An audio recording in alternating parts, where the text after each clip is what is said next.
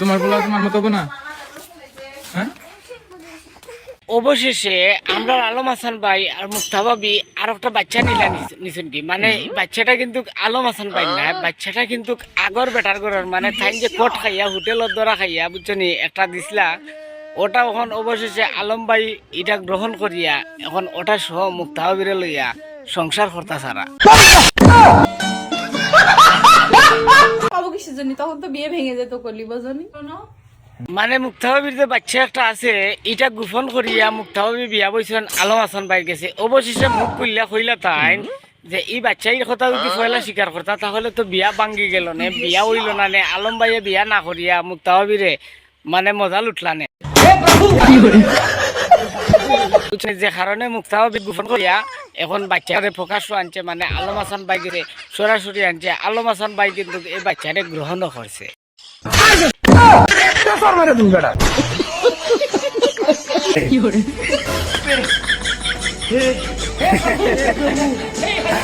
এখন কইছে মুক্তা ভাবি কিন্তু আগর আমলো দেখছিলাম মানে অতীতে দেখছিলাম মুক্তা ভাবি কিন্তু আলম হাসান ডে গাইলি, আলম হাসানের মারে গাইলিছে, আলম হাসান ডে গাইলিছে, সব টিরে গাইলিছে, মানে হিরো আলম রে ছাড় দিছে না।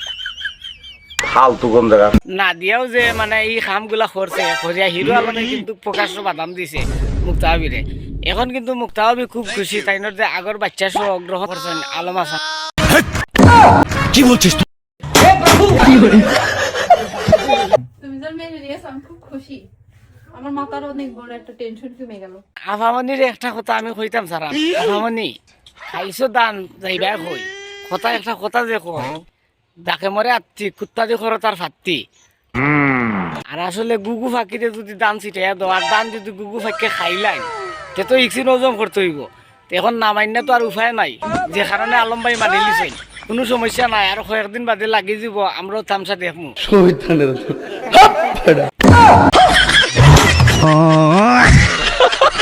তুমি তো মুছলে না ফুটাটা, হাত দিয়ে মুছতে পারতে। আমার সন্তান মানেই তো তোমার সন্তান। মুক্তা ভাবি যদি কথা কন তাহলে মুক্তা ভাবির প্রত্যেকটা কথার মাঝে কিন্তু খুবই একটা যুক্তি থাকে। কারণ হয়েছে কিটা জানি যে সুন্দর করে মুক্তা ভাবি কইছেন আলম হাসানের মনটা জুড়াই গেছে যে আমার সন্তান মানে তো তোমার সন্তান। এটা অবশ্য ঠিক কথা, যেহেতু তোমারে গছি লিছেন তোমার সন্তান মানে তো আলম ভাই সন্তান, এটা তো স্বাভাবিক।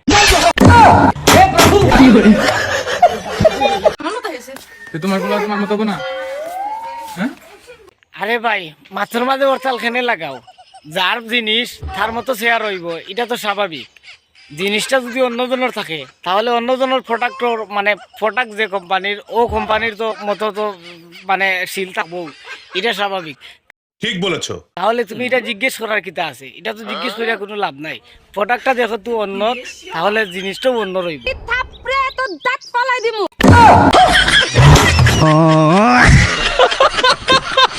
এখন আমার দর্শক বন্ধু হল তোর একটা কথা আমি কইয়া যাই, আলম হাসান ভাই নতুন নাটক বাজারও আর আপনারা দেখার লাগে প্রস্তুত থাকবা।